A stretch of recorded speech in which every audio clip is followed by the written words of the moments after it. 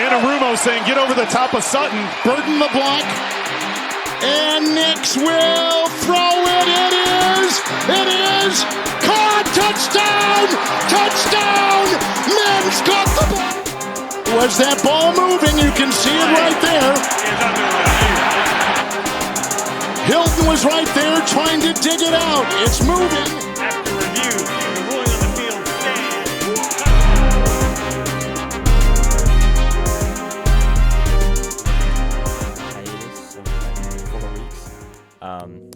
Yeah, this is not like our job. It's kind of just like a hobby, so we don't really have like a strict schedule, and we also are students, so we have things in the way. But now it's Christmas break. I went somewhere for Christmas, so we were not able to do anything for the Bengals game, but we got the last week of the season, which arrived here pretty fast. I feel like it was week 2 like yesterday, but sometimes that's how you know it's been a fun season, yo. When you're doing fun things, time flies, something like that. But yeah, Chiefs vs Broncos, match as old as time. We know about the Chiefs, don't really got to go too much into them right now. And I just want to point this out because I feel like,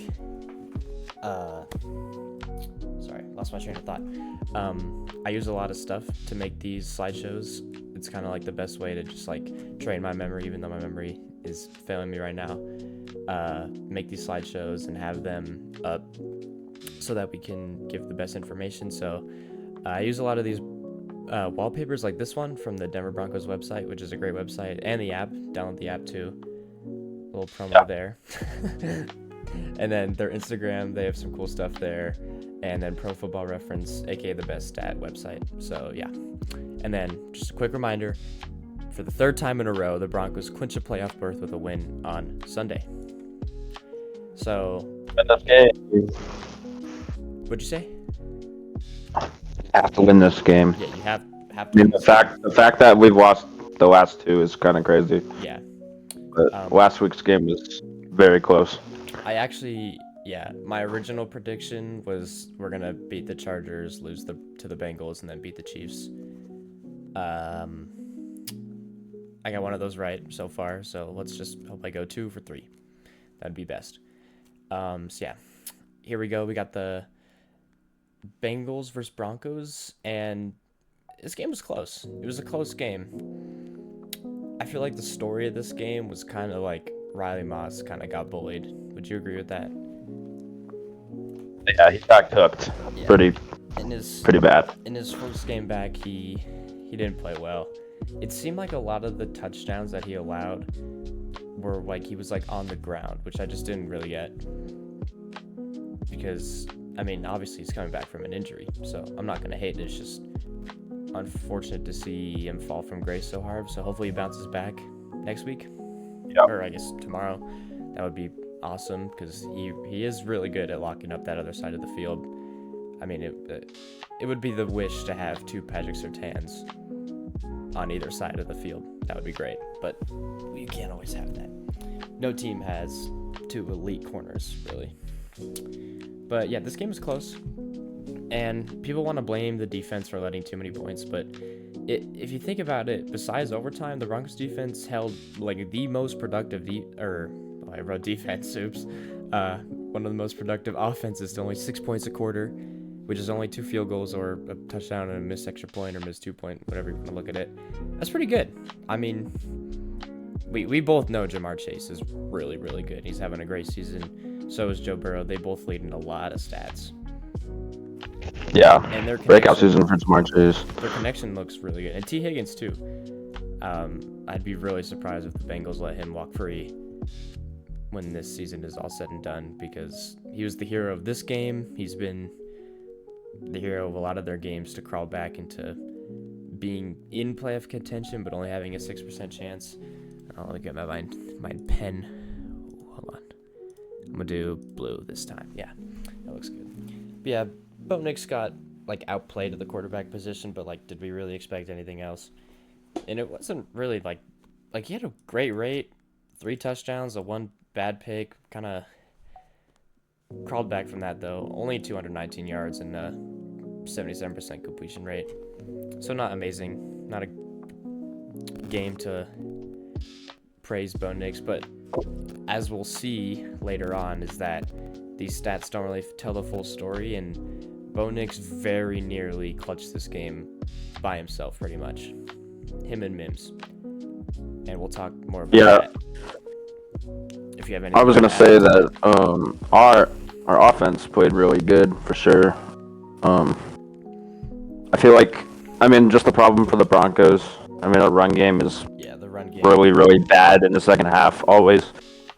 Like I've noticed in the last few weeks, our first quarter run game is always good. We're always averaging 40, 50 yards.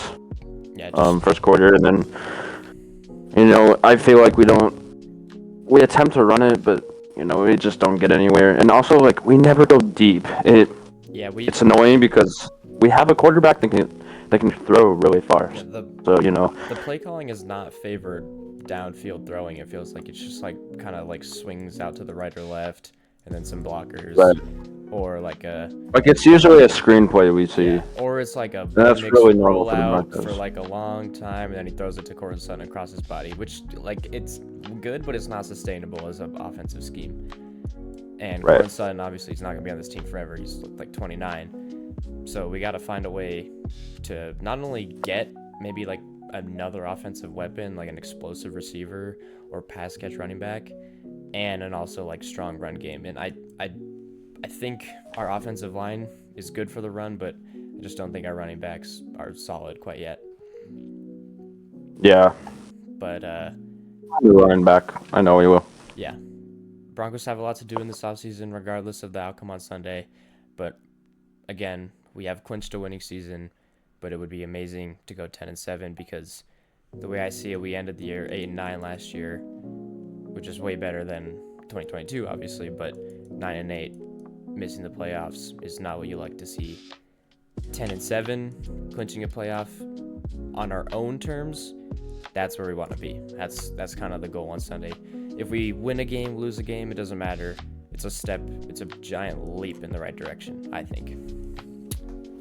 And so here we got Marvin Mims Jr., wide receiver, punt/kick return man. Now he's going to the Pro Bowl in his second season, so he's made the Pro Bowl his rookie season and his second season, so 2 in a row.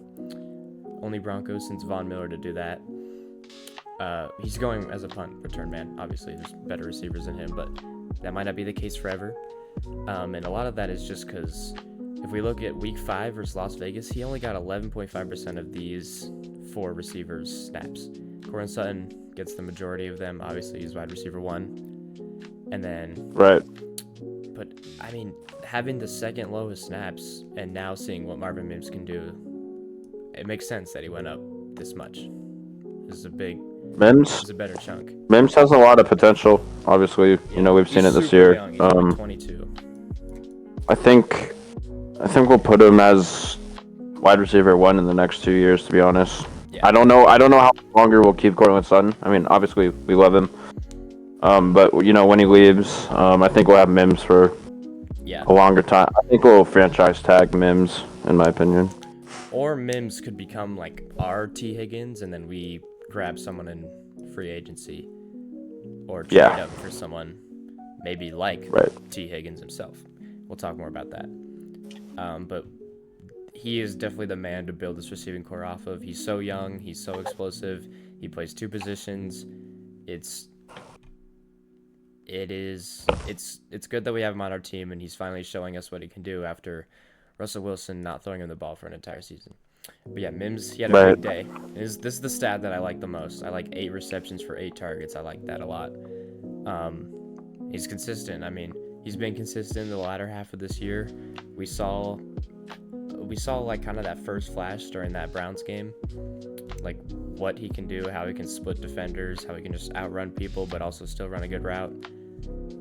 He had a long catch of 51 yards, which, by the way, is the longest air yard completion pass in the NFL since 2016 from Nix. Wow.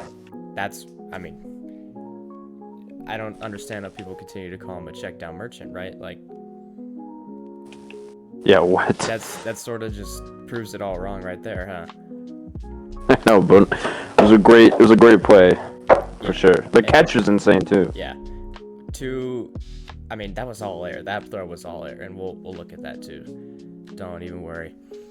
So yeah, he's had 408 punt return yards, and that's first for the NFL. He's had a 15.7 average yards a return, which is pretty good. I mean, if you consider that, say that a punt goes down at like the 20, and he runs it like 15, that's like the 35.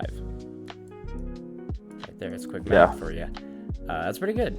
That's a good field position. You don't want to be 20 and then you get 1 yard and you get smothered, and now you're worse than a touchback at that point. Then what is even the point of having a return man? So he's won Special Teamer of the Week right here. What were you saying about Mims? Go. He's just...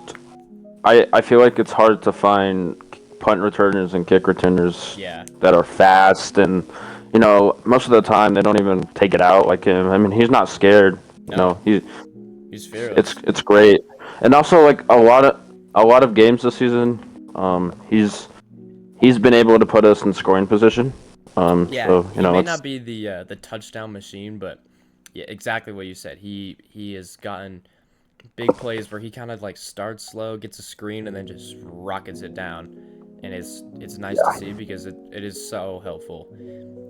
I mean, he was the hero of the Colts game, basically. I mean, so was Jonathan Taylor. Let's be honest here. Another person that I could honestly see ending up becoming a Bronco. I mean, he already won the Broncos a game this year, while not even on the team, so that's great. And then he also has 26 punts return. I mean, this is a bogus stat. I kind of just had to fill the space up, if I'm being honest here.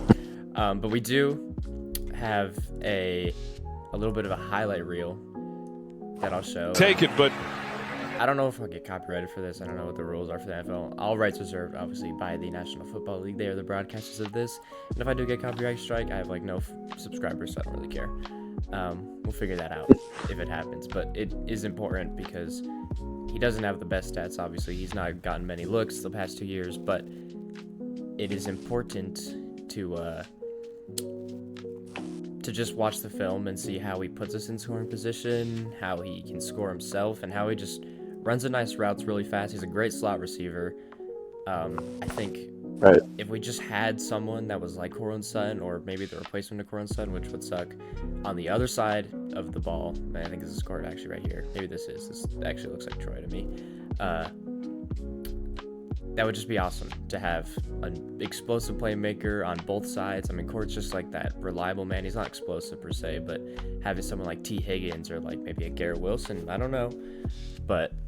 And then Mims in the slot. But yeah, here we go with Mims. Here's him right here. Play if you wanted to take it, but I'll mute this just so we can watch.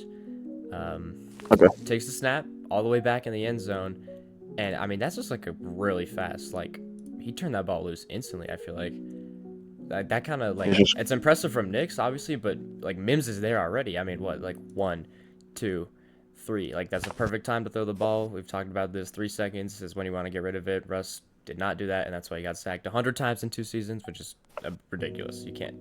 Goodness, that's awful. Can we talk about that really fast, actually? I'd love to. People say that Russell Wilson was not the problem here in Denver, right? I looked this up. Well, I didn't look it up. I have my notes somewhere, but it doesn't matter because I remember it in my head. He's taken, he took 55 sacks in 2022 under Nathaniel Hackett, and then he took 45 sacks under Coach Payton. So obviously 45 plus 55. More quick math here for this episode. That's 100 sacks in 2 seasons. Excuse me. My goodness, it's awful. That's really bad. Nix is probably only on pace for like 20, I think. Let me see if I can actually get my notes. I don't know. Yeah, our O-line has improved for sure, but the problem with Russell Wilson was he'd just stay in the pocket. Russell Wilson kind of plays like Kirk Cousins. Yeah. They just stay in the pocket and just allow sack, Even when Russell Wilson tried to roll out of the pocket, and the problem is he still go backwards. He used to be mobile, right? He used to be one of the fastest quarterbacks in the league. And then now... when he was in his prime, but now he's not very good. I don't know what we saw out of Russell Wilson that year. That was just yuck. Yucky. Yeah, it was bad. And now Steelers fans are kind of complaining now that they're on a 3-win streak, or 3-loss streak. The Bengals and Steelers I think they just kicked off. So we'll be watching that right after we record this episode. Let's go Steelers, I guess. It doesn't really matter. It'd be nice to see the Bengals get eliminated earlier. We just narrowed out. But anyway, back to this catch. Yeah. By the way, Nix is only on pace for like 20 sacks or something. But pretty good, especially for a rookie. But yeah, the offensive line hasn't changed too much. But basically, he turned the ball loose in 3 seconds. So he's hitting him in stride, obviously. I mean, Mims is only probably at like the 25 here. And then he's already at the 40 in like 2 seconds that the ball's traveling. Splits this guy. He's quick. 21's lost. I don't know who that is. Maybe it's Denzel Ward. I have no idea. Whatever his name is. I don't know much other players. Whoever he is, he's slow. On insignificant teams. But yeah. It doesn't matter who that was. That was an amazing throw. I mean, this connection is huge. Like, we never knew this was Marvin Mims Jr. because he had Russell Wilson under center, right? We didn't know that about him. And then I feel like it's surprising to me that Russell Wilson did not give him any looks because of how fast he was. And that's kind of why he's so explosive on special teams, is because it's when he gets the ball he's most dangerous. He's just so fast. He can turn on the jets, and he's not like a shifty guy like Zay Flowers where he'll like dodge in and out of people, break tackles. He'll just outrun you, just straight up. Like, you will not catch Marvin Mims Jr. if he's on a tear, and we'll see that right here. No. This guy, I mean, he makes this guy miss. He's turned the jets on within 1 second of running. People are just missing it. This is also a great play from our blockers. Our special teams have been so amazing this year, and they gotta just come in big for Sunday, obviously against the Chiefs. But yeah, Mims, he's just so fast. It's kind of just the moral of the story. And right here, here's a perfect example. We'll do this last clip. I think we've all seen the Bengals clips. It was a great catch. Yeah. And I'm just not gonna go too much into NFL content right here. And the Jets are just on. I mean, also great blocking. He's just outrunning people. And right there, so that was a good move right here. Let's see it one more time. This is a great move. Make this guy kind of trip up. But then he just runs right past him. I mean, he falls on his face. If this guy can catch him, who's that, Derwin James or something? He's fast. So yeah. Obviously, he's quick. He's just so fast, and he's just so explosive when he gets the ball. Obviously, that's why he's such a good return man, because the ball is given right to him. Duh. But yeah, having Nix who can throw accurately as a Bronco quarterback after Peyton Manning, which it shouldn't be that hard, but it has been, has really shown how good Mims is. I think he's going to be, if he stays in the slot, he'll probably end up being the best slot receiver in the next few years. And as long as they just continue to build this connection, it'll just be great to see Mims in action every Sunday. I mean, just tune into the Broncos for Mims. It's kind of what I do sometimes, you know. Just love watching him play. Right. Yeah. I just also wanted to say that I saw a stat on the Browns game that they've had 40 different starting quarterbacks since 1999. And I thought at first the Broncos had more, but apparently not. Yeah, I don't really know what to say about that. But the Browns are not my team. I don't care about them. All I'm going to say is they should just get a different quarterback. I think Kirk Cousins would be a good choice for them, because I don't think the Falcons are going to sign him another year. Yeah, well, I think I know they already signed the contract, but you know they're able to get rid of him if they need to. Contracts are weird. I think the Browns could pick up the contract. It's weird. Yeah. Obviously, contracts in the NFL are not like financial like contracts. Like, there's nothing legally binding them. You can organize it whatever way you want. There's obviously rules to it, but if the Browns and Falcons want to make it happen, they can easily. And that's not a bad pickup, but they really gotta maybe hit in the draft. Who knows if they can get someone. Not a great year for quarterbacks this year, but yeah. But we got a little bit of intermission. What are your Broncos hot takes? You can leave them in the comments below too. What are yours, Maddox? Ooh, I mean, could be this season, any other season. I think the off season for us is going to be really good. I think we're going to pick up more offensive players, maybe some receivers. But I think next year, I think we're going 11 and no, I think we're going 12 and 5. Okay. Just from this year. I think we'll win a playoff game. I think we will win a playoff game. I mean, I just hope we make the playoffs. Yeah. This Sunday. That's the only thing I'm really worried about. Yeah. I know we're playing against the Chiefs backups, but you never know. I mean, Yeah, nothing is anything given. can happen. Nothing yeah. is given. Let me repeat. And Carson Wentz, he is dog. Carson Wentz is not very good. Yeah. Like, he's kind of good, but he's more washed on the other side. He used to be very, very nice. But, I mean, yeah, not anymore. I would say the hot take is, I guess, I don't know. I mean, my hot take at the start of the season was, like, Bo Nix is not a checkdown merchant. He's not what all these people are saying about him, and I feel like I've gotten proven right on that. Yeah, I thought, to be honest, like, the Broncos fan my whole life, I thought we were going to be worse, to be honest. Yeah. I was not really expecting I think a lot of people knew that we were not going to have a winning record.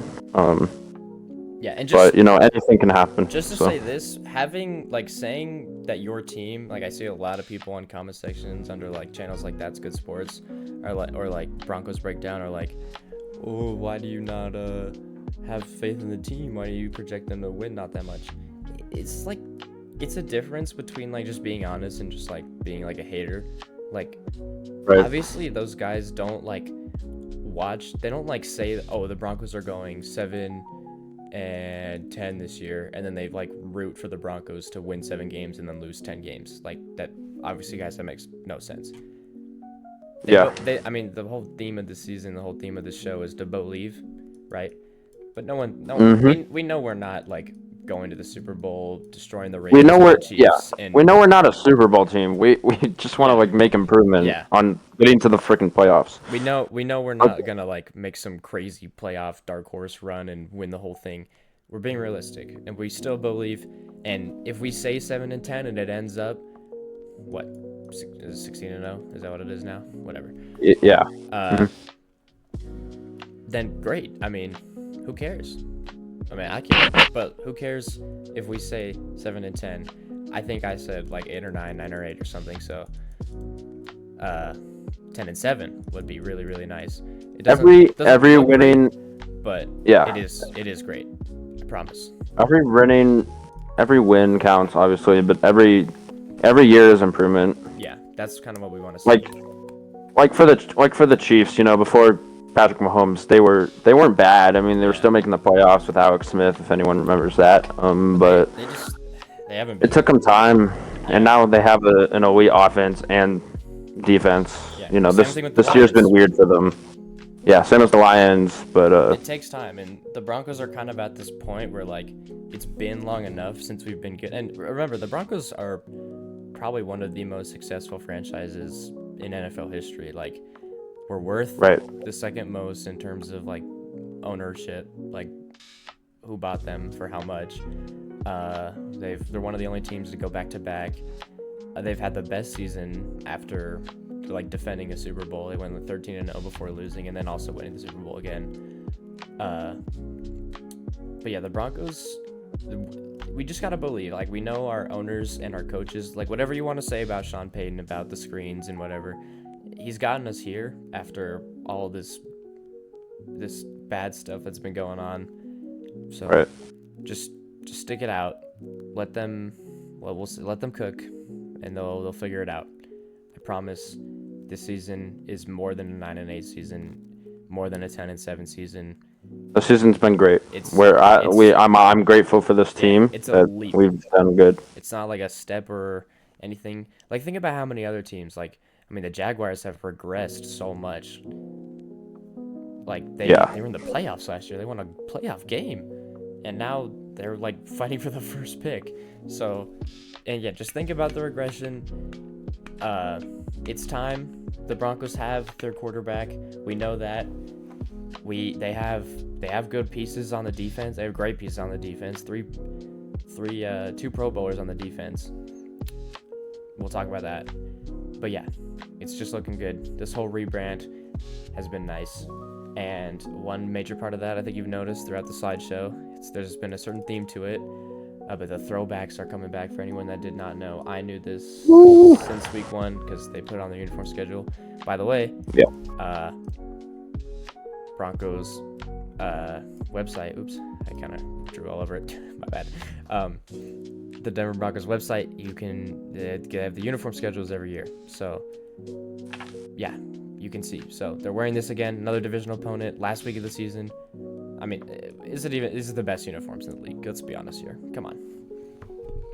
Yeah. When I wish see this kind of helmet, it's just so nice. I wish the blue uniforms were our home uniforms, to be honest, because I like the blue the best. Broncos blue uniforms throughout the years have been the best. The navy ones. Yeah. Oh yeah. The navy ones. And I think I was talking. This could be one of my hot takes. I think we were talking about it, but I said every 2 years, 1 year, whatever year, how many years, the Broncos should switch from orange primary to blue primary. I think that would be super cool because. Yeah, that would be when sick. The Broncos did have blue as their primary uniform, it looked great. It looked awesome. It's always been kind of their best color. Like their blue just pops, and even when we made the switch to navy in the 1990s, it looks really good. The Broncos have nice colors. They've got a nice little thing going on here. But we have a nice orange. I think, and obviously, and I'll say this here now, obviously, but if these throwbacks were the uniforms all the time, guys, we would not like them as much anymore. It's kind of like just like a rare thing, like a cool thing you get to see, like the Northern Lights or something. It's kind of a weird comparison. Yeah. But yeah, just something rare you get to see. It makes it even more special. Twice a year is perfect in my opinion, but we do need to wear the blues more. I 100% agree with that. Yeah. And yes, uniforms matter to the success of the team. Okay. So for the third time in a row, I already said this, the Broncos face the same situation. Win and you're in. So if we win, no butts, no cuts, no coconuts, we are in the playoffs.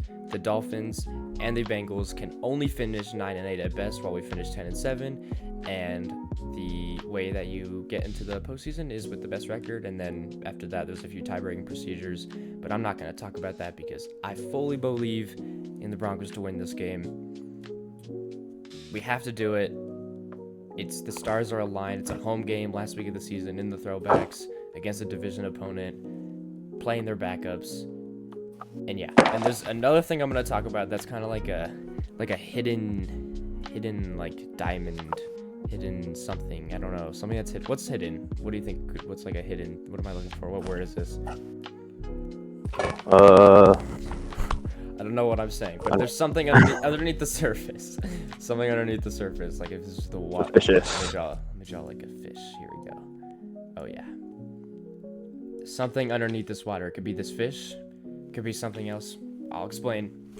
I promise you. It makes sense. If the Broncos don't win and the Bengals or Dolphins win, the Broncos will miss the postseason. If the Bengals win and the Dolphins lose, then the Bengals have the head-to-head tiebreaker over the Broncos. The Bengals make the playoffs. If the Dolphins win and the Broncos lose, I think the Dolphins make it because of some weird AFC thing. No, it's up to us to keep the Dolphins out of the playoffs because nobody wants to watch the Dolphins play in the playoffs. The Dolphins are terrible this year. They're awful. Oh my goodness. We don't want to. Nobody wants to see the Dolphins play in the playoffs. They're just gonna be first round exit again, right? Like we're doing the league a favor here. At least I feel like Bills Broncos would be a game, and for anyone saying that it wouldn't be, remember that the Broncos did in fact beat the Bills last season. Okay, we all got that. Yeah, we won in a miracle. Yep. And we all 12 men on the field. On a Marvin Mims miracle. I'm still gonna call that play the Marvin Mims miracle. Of course. Anytime Marvin Mims is on the field, it's a miracle. I can't wait for him to play. I think he should get just as many snaps. I said that here.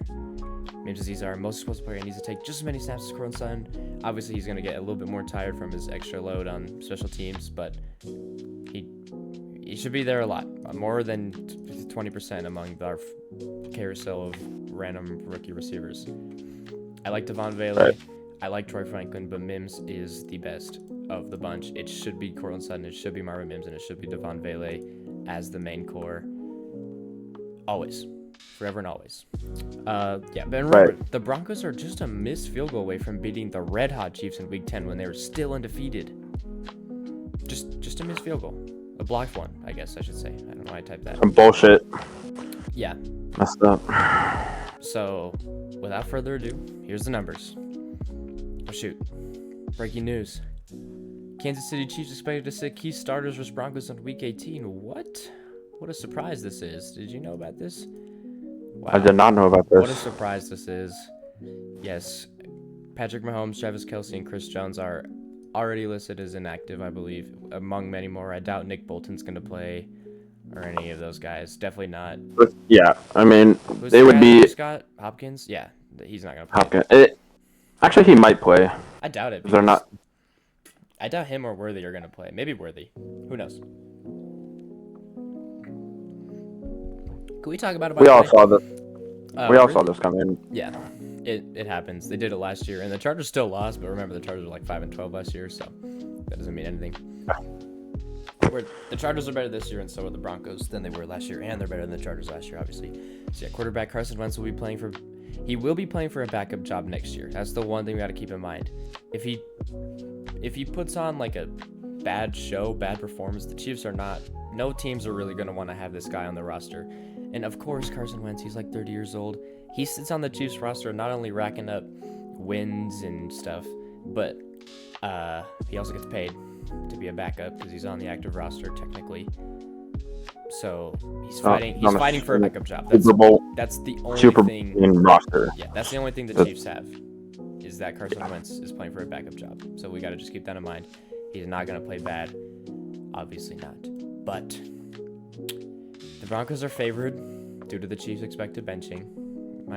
Can we talk about how crazy minus 9.5 and 9.5 spread? That's a touchdown and a field goal spread. That's crazy for the Broncos, or 9-7 to the 14-1 Chiefs, 15-1 Chiefs, whatever it is. 15-1. That's like a crazy spread in my opinion. I feel like that's too high. It should be like 3 or something. It could still be a close game. You never know.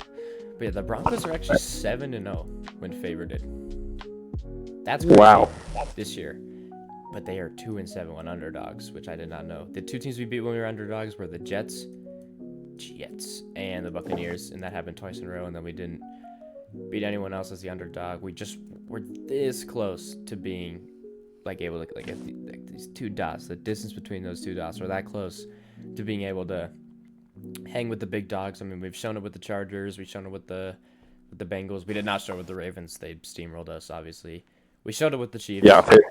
We're so close. So that's just another thing to keep in mind with the season. Just keep believing. Just keep doing it. I promise you it's going to pay off. I promise. We are in a good position. And if we don't win this game, I mean, there are going to be some questions that have to be answered. I will say that.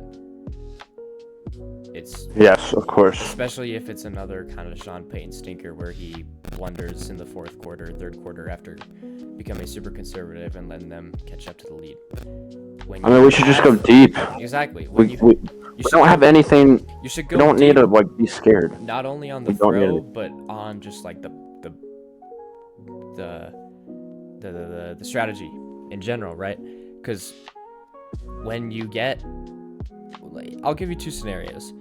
You are up with a lead going into the second half, and you get the ball back. What do you want to do?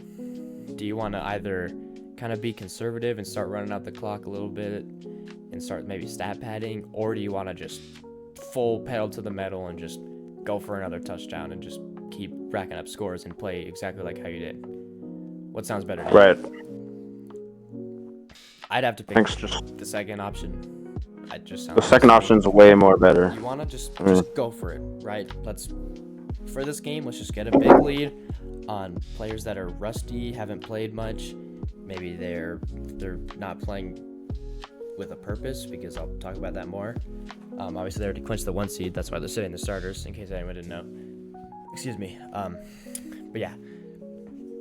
The Chiefs still have not scored over 30 points in a game with Patrick Mahomes and Travis Kelce, so they're those two best players. They also have Xavier Worthy and like DeAndre Hopkins and people like that. By the way, Kareem Hunt and Isaiah Pacheco are both not playing, so their main back is going to be P. Ryan, who isn't that great. Oh, wow. P. Ryan, you saw P. Ryan. I liked him. Yeah. But then he got hurt.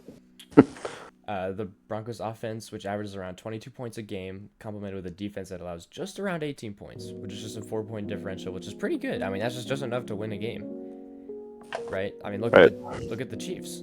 they win games by the skin of their teeth, by like a 3-point differential. So it's a fine differential. But the Broncos' point differential is better than the Chiefs this year, which basically is just total points for, and then total points allowed, and then like whatever is higher you subtract from the lower, or whatever is lower you subtract from the higher. It just means like, so if you have like if you have a 317 point differential, you're probably the Lions going to the Super Bowl.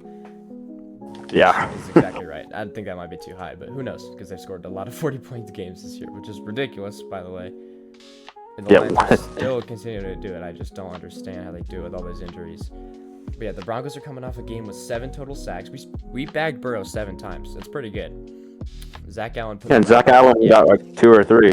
Zach Allen put on a masterclass. How he didn't go to the Pro Bowl, I don't get it, but I'm not too worried about the Pro Bowl because the Broncos are going to be in the Super Bowl and we won't even be able to play anyway.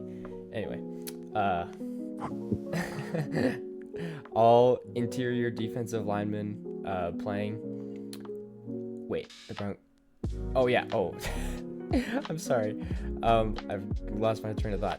All interior linemen for the Broncos played against the Bengals, and they are all full practice participants and active for the game tomorrow. That's guys like John Franco Myers,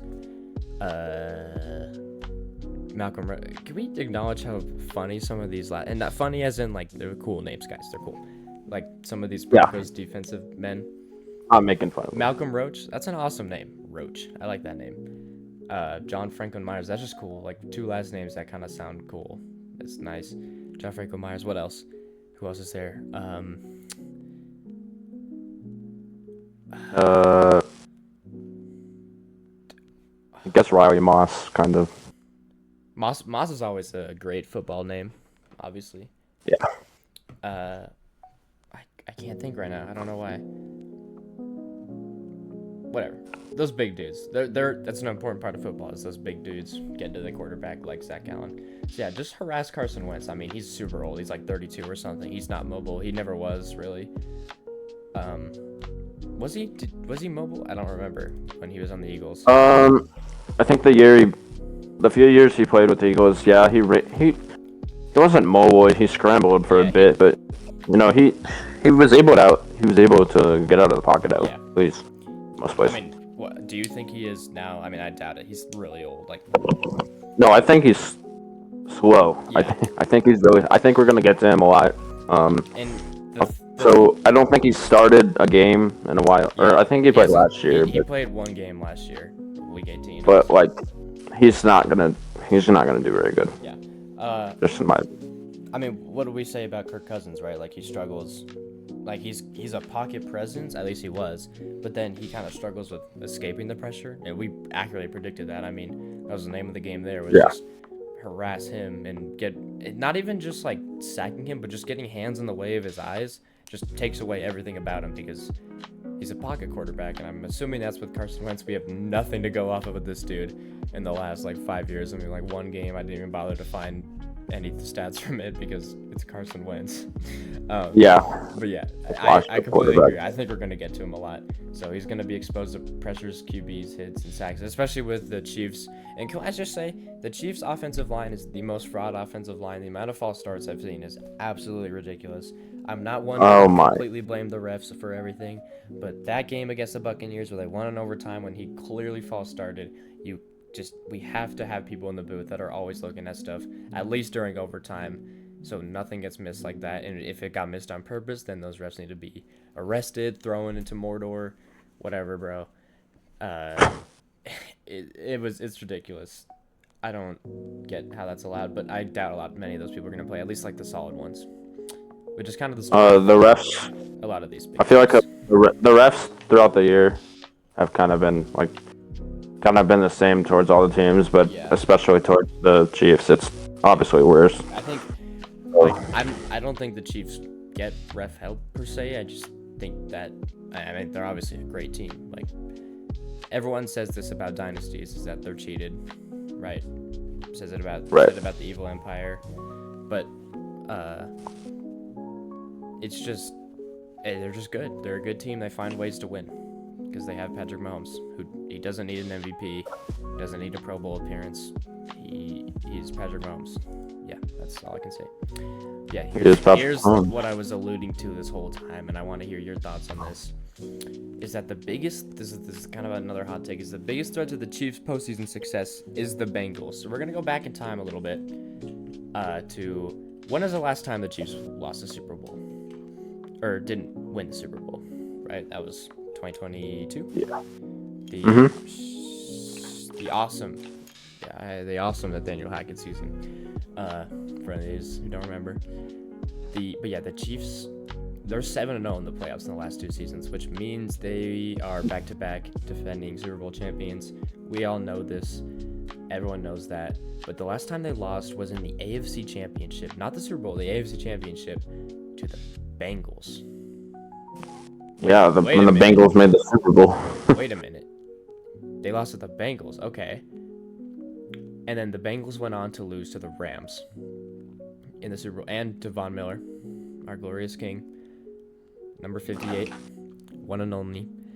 But if the Broncos won on Sunday, like we said, the Bengals cannot make the postseason. Like, they physically cannot. There's nothing they can do about it. Even after beating us themselves, they can't do anything about it.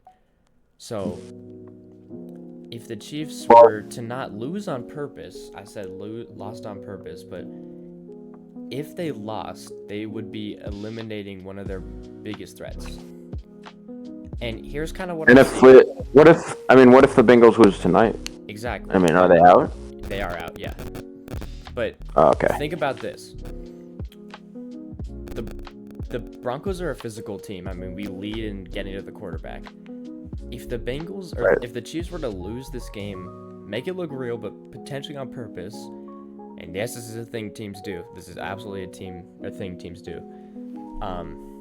They would be getting rid of one of their biggest threats, the only person to have beaten them, and the Bengals could genuinely beat the Bills. And if the Bengals get hot, and then the Chiefs play the Bengals, and then the Chiefs lose their three-peat, realizing they could have just prevented this from ever happening by keeping them out of the playoffs for good. And another thing to think about is the Broncos are a physical team. Like, we could absolutely get to Josh Allen and of course hurt him. I mean, we not hurt him, like, we don't want to hurt people, obviously, but you kind of do when you're an outside linebacker or a defensive lineman. You want to get up there, and the Chiefs could be thinking, I mean, the Broncos could beat up the Bills for us while also keeping the Bengals out. Then we go and play the Bills or the Ravens, and we get our win after having our bye. And then we go to the Super Bowl. Right. So from a Chiefs standpoint, it's almost beneficial to lose this game, considering they don't get anything from winning it. They're already the 1 seed. And losing it allows the Bengals potentially into the playoffs, which is a threat to them, right? They almost lost to the Bengals this year off another interesting call. I won't go into it, but they have also but they know that the Bills will probably beat the Bengals, but the Broncos could hurt the Bills.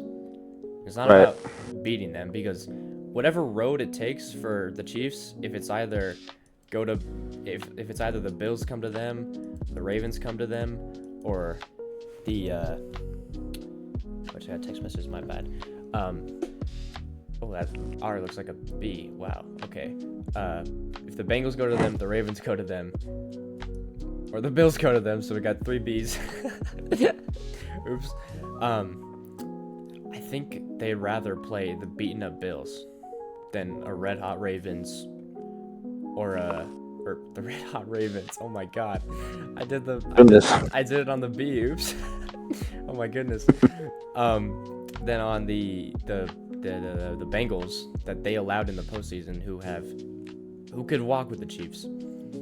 They want to play these beaten up Bills, and the Bengals are not good at getting to the quarterback, like, at all. So again, no, they're not. Another thing that does matter is because Josh Allen is kind of like the engine of that team. And when you think about the Ravens, they have an insane backfield, a good receiving core with yak potential. They have good special teamers. And the Bengals are getting, like, more and more and more hot as the season goes on. as the latter half, I guess, goes on. So these Chiefs could be doing themselves a huge favor by potentially losing this game. That's just something to think about in the politics side of this. Is what do the Chiefs want? Not what the Broncos want, but what do the Chiefs want? So if you have a Chiefs team that is kind of like playing for nothing and also like under the impression that this loss will help them, and then you have a Broncos team that's like angry with losing 2 in a row, they want to get it done for the fans. Who's winning that? Broncos. The Broncos. Right? And that's my thought process there. But anyways, that's it for the Broncos segment. Oh my god, wait, I didn't even notice this. On PS2's like knee guards or thigh guards, like thigh plates, it says PS and then a game controller. Wait, never really? Noticed that. That's so sick. That is sick. Another reason why PS2 is the best cornerback in the league. He has insane fashion. All right. Yep. Broncos country. We'll see you Sunday. Let's ride and let's Bo-Lieve. Let's do it. Let's get it done. Please. Biggest game. Get it. We said the Colts was the biggest game. We said the Chargers was the biggest game. We said the Bengals was the biggest game. This is also the biggest game. There can be multiple big games. It doesn't matter. All right. Let's talk Denver Nuggets. So the Denver Nuggets are currently standing 5-7 in place of the West as of it's New Year's Day or New Year's night. New Year's Day. Yep. They lost last night against the Spurs. Oh, they lost. Okay. By 3 points. Don't they play them in like a doubleheader, like back to back? Yeah, tonight they're playing them. Okay, that's very weird. If we maintain our momentum, and we're going there now, right? Or are they coming here? Yeah, we're in Weird. San Antonio. Very weird. That's really weird. But yeah, if they can maintain the momentum like this the next few weeks, we'll be in the playoffs. And another sort of a trade, another Russell trade for a Denver team that actually worked out was Russell Wilson, or Russell Westbrook. Wilson. Not Russell Wilson. Screw him. Because the Nuggets are getting hotter, and he's contributing a lot. If we look at The Nuggets are 9-3 with Russell Wilson starting in the lineup. Starting 5, actually. Really good. That's really good. And there's a similar thing going on with the Avalanche where they got 2 new goalies, and one of the new goalies has like a 5-2 start with them. So both these teams are kind of they're finding it's kind of what all these Denver teams have been doing. They've been finding like a kink in the armor, and they've just they're repairing the little gaps. Exactly. They find a chink in the armor, and they repaired it. Like they found like a hole in the army's like formation, like a place where like a catapult could get launched at and take out a whole bunch of people, and then they put in their own catapult. Something like that. They found some sort of missing piece, and they filled it very nicely with not just coaching, but obviously talent. We've seen this with Bo Nix. Bo Nix and Sean Payton have been an elite duo. Bo Nix has filled out this position. The other rookies, I can't say the same, even though I do like Devon Vele a lot. But yeah, they found a great, and also, I mean, Sean Payton is drafted so well with such little draft capital. Just throwing that out there. Right. He is responsible for Mims. Just saying that. And also, Nathaniel Hackett is responsible for Nick Bonito, but Sean Payton is responsible for putting Nick Bonito in the lineup. So, screw you, Nathaniel Hackett. Thank you, Sean Payton. What's coach ever? Westbrook has been really good for the Nuggets. Like, he's been solid for filling in this kind of like weaker area of the team, and this kind of just proves it. I mean, they both had a triple-double. Both of them, Jokic and Westbrook, in one game. I know, that never happened. That's so rare for 2 players to do that in one game. That's crazy. What, 60 points? And obviously, and Jokic just putting up 2K numbers. I mean, he had 22 rebounds against the Jazz the other night. I don't know how he does that. It's like a video game player. I mean, he's gonna win MVP again. Yeah, people think Giannis or SGA from the Thunder are gonna win. They're not putting numbers up like him. So I don't know why NBA fans are delusional. They obviously don't watch the sport. It's really annoying when they're like, "Oh, Giannis is gonna win MVP because he puts up 50 points a night." Like, it's not just points; it's assists. rebounds, everything like that. And Jokic also has 2 blocks per game. Yeah, one thing So- that jumps out to me is that they like Joker leads, they're in the points and the rebounds, but then they're neck and neck with assists. I mean, Westbrook has been great for the assists, and he finds like an area or just a small gap to get the pass to someone who can just get it in there. And that's how you win basketball. Yeah. Obviously, that's just how you do it. And Jokic is catching up to, and if you didn't know this, Russell Westbrook has the most triple doubles ever. Yeah. It's like 198. I mean, when he was on the Thunder, he was really, really good. But Jokic is like, he's second now ever, so he's gonna catch up to him pretty soon. And they're both on the same team. I mean, how awesome is this?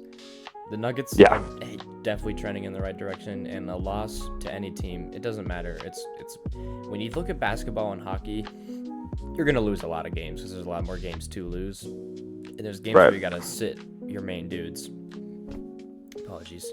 You have to sit your dudes for games that are less important potentially, or if they're really just burnt out. Whereas football, I mean, you gotta get those wins. You got a week to prepare. Gotta get the wins.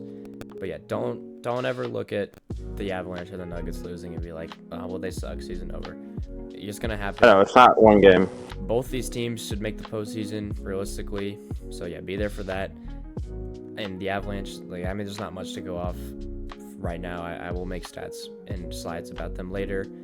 I promise we will talk about the Avalanche at some point in time. But just know that Makar and McKinnon are having absolutely legacy seasons, and we've kind of fixed this goalie thing that's been plaguing us since Darcy Kemper. I mean, Darcy Kemper he's great, but he's not like a Hellenbuck type of player. But yeah, we've found something that will work. And our defense does need improvements, and I'm going to kind of blame that on the coaching where the formations are just bad. But both these teams, all three of these teams are trending in the right direction. There's something to be excited about. But yeah, he's been averaging less than all of his stats. That's just going to happen. Is this his first? Yeah. This is just the bottom of the chart, I guess. Yeah. He's been averaging less. Oh my God, hold on. But you said you noticed that this year on the Nuggets, he's been able to play really good defense and provide blocks and steals, which is a huge part of every single team, like I just said. Part of the Nuggets that was kind of plaguing them was not being able to maintain leads because the defense wasn't great. And Westbrook has kind of been able to fill that gap in, I think. Points is not everything. It's not. This is averages, huh? Yeah. I see. Averages. Okay. But yeah, he's gotten. You say blocks and steals. Where's steals? There you go. Yeah, he's getting the same amount of steals, which are super important. And then, is there blocks somewhere? Maybe not in this chart. Nah. But it's I don't know. Westbrook gets a block. Westbrook gets a block a game. His defense is really good. Yeah. That's what people don't realize. Obviously. Like LeBron, I'm just gonna compare LeBron James to Russell Westbrook, or like any player. Well, LeBron James, he's not getting as much stats. Like, he's not averaging like 35 points per game when he was like 6 years ago. So people think Westbrook is playing bad because he's not averaging the amount of points he's supposed to. But the stats don't matter. I mean, you just gotta win. Exactly. The Nuggets are really good in the playoffs. I mean, last year we could have won it. The Minnesota Timberwolves are good, but I think we could have beat them if we didn't play Jokic that long. But I think this year we'll get far.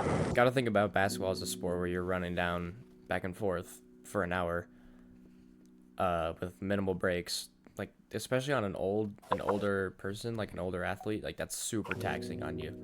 So it's just gonna happen. Like, it's just father time. But still being able to have an impact. I mean, being 9-2 after being a starter, or while being a starter, is huge. 9-3 now, I guess, is huge. So you just gotta think about.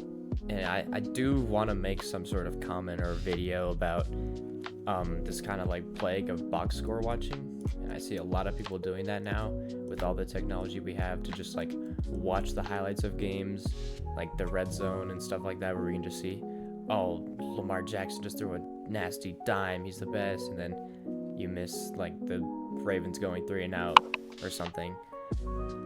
Yeah. And it's just not a good way to shape your opinion on something. I mean, Lamar Jackson is amazing, and I think his film is better than his numbers. The way he gets out of the pocket but can also throw while being calm. Just a weird for sure. example, but I just don't like this sort of idea of forming your opinions on things that you don't watch. Like, if you're just watch the games, they're fun to watch. Unless It's a good time. It's a good waste time, to be honest. Yeah, but it's how, and even the highlights too. Like, if you can just watch the highlights on YouTube or something, just like watching the box score. And there's a lot of people do this, and another Broncos example I can bring up is that people are like, Patrick Surtain lets people get 100 yards every game. Well, no, because not every time Patrick Surtain is on wide receiver 1, right? It's the formations.